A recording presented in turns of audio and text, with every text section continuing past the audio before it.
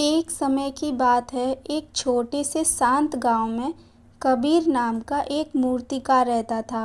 कबीर पत्थर तराशने में इतना माहिर था कि लोग कहते थे कि उसकी मूर्तियों में जान होती है।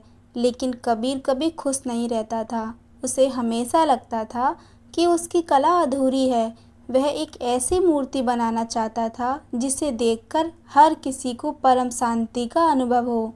एक दिन गांव के एक मंदिर के मुख्य पुजारी उसके पास आए और बोले, कबीर, राजा साहब ने मंदिर के गर्भगृह के लिए एक दिव्य मूर्ति बनाने का आदेश दिया है।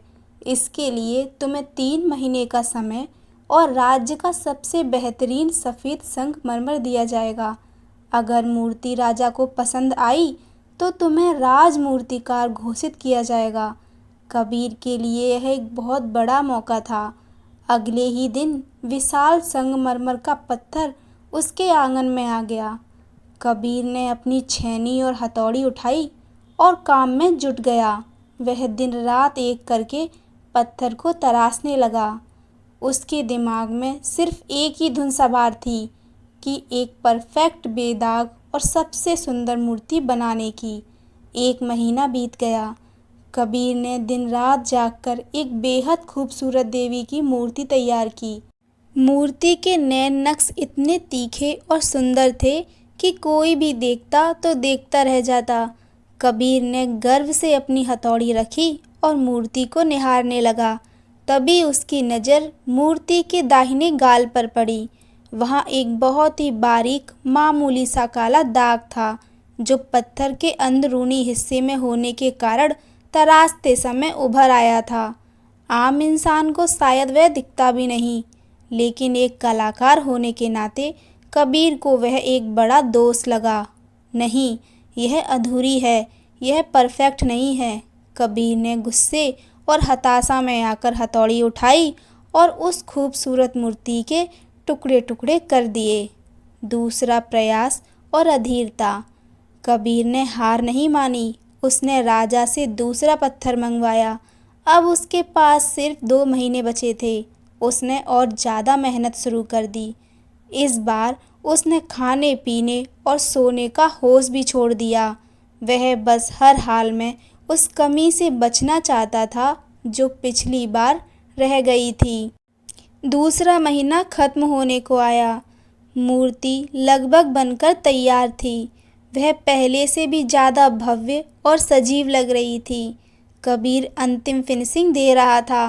तभी अचानक हड़बड़ी में उसकी छेनी फिसल गई और मूर्ति के हाथ की एक उंगली टूटकर गिर गई। कबीर सन्न रह गया। उसकी आंखों में आंसू आ गए। फिर से वही हुआ। मैं एक अदद पूरी और बेदाग मूर्ति क्यों नहीं बना पा रहा हूँ।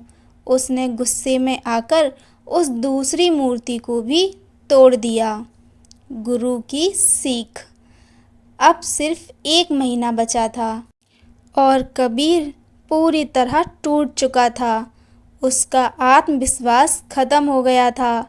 हाथों में छाले पड़ चुके थे और शरीर कमज़ोर हो गया था। उसने ठान लिया कि वह राजा से माफ़ी मांग लेगा और कह देगा कि वह यह मूर्ति नहीं बना सकता। तभी उसके आंगन में एक बूढ़े साधु आए। कबीर की हालत देखकर उन्होंने पूछा, बेटा, तुम इतने निराश क्यों हो? तुम्हारी कला की चर्चा तो दूर दूर तक है। कबीर ने रोते हुए अपनी आप बीती सुनाई और कहा, बाबा, मैं जब भी कुछ बनाने की कोशिश करता हूँ, कोई ना कोई कमी रह जाती है। मैं इस दुनिया की सबसे परफेक्ट मूर्ति बनाना चाहता हूँ जिसमें कोई दोष ना हो, पर मैं नाकाम रहा। साधु मुस्कुराए और बोले, कबीर, तुम पत्थर के दोषों को तराशने में इतने खो गए हो कि तुम कला की आत्मा को ही भूल गए। इस पूरी सृष्टि में प्रकृति ने किसी भी चीज़ को पूरी तरह परफेक्ट नहीं बनाया है।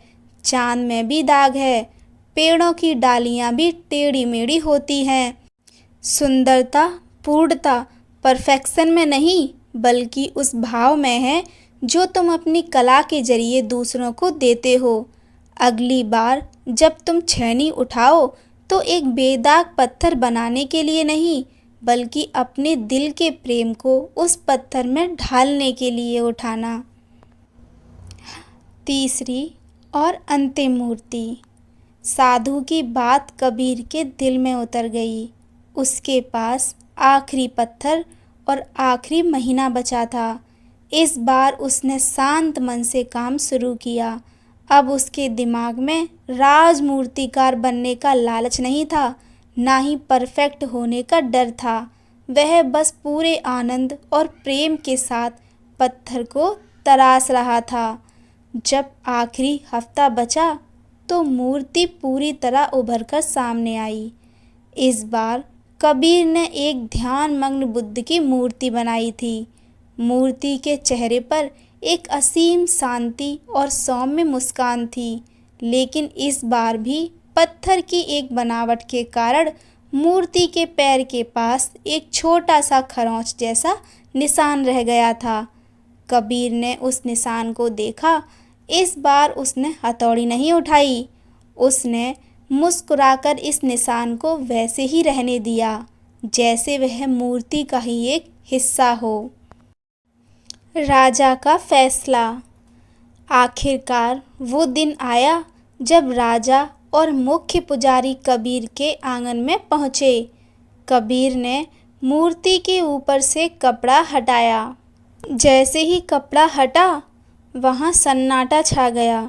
राजा, पुजारी और साथ आए सभी सैनिक बस उस मूर्ति को देखते ही रह गए। मूर्ति से इतनी शांति और करुणा छलक रही थी कि राजा के मन का सारा तनाव पल भर में गायब हो गया। राजा ने आगे बढ़कर मूर्ति के पैर छुए और बोले, कबीर, मैंने आज तक इससे ज़्यादा जीवंत और शांति देने वाली मूर्ति नहीं देखी। तुम वाकई महान कलाकार हो।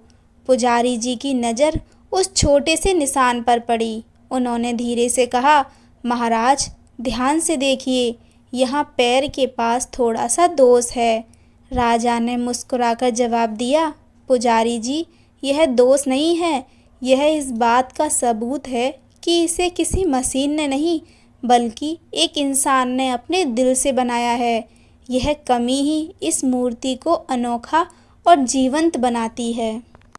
कबीर को राजमूर्ति का सम्मान मिला। उस दिन कबीर समझ गया कि सुंदरता और शांति कमियों को मिटाने में नहीं, बल्कि उन्हें स्वीकार करके उनके साथ आगे बढ़ने में है।